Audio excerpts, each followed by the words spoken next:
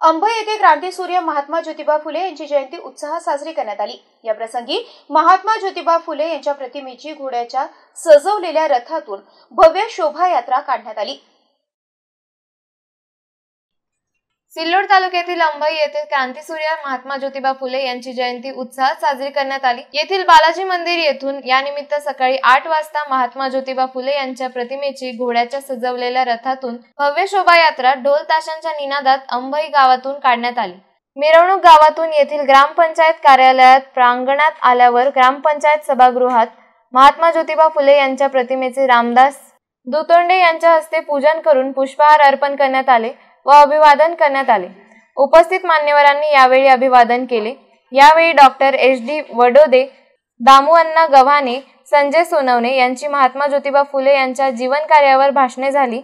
यावेळी रितेश जयस्वाल, गणेश मांगुळकर, अमोल नगरे, काशीनाथ दांडगे तसेच सोपान मैन यांच्यासह अनेकांची उपस्थिती होती। अनीस बेग, MCN न्यूज, अंबई।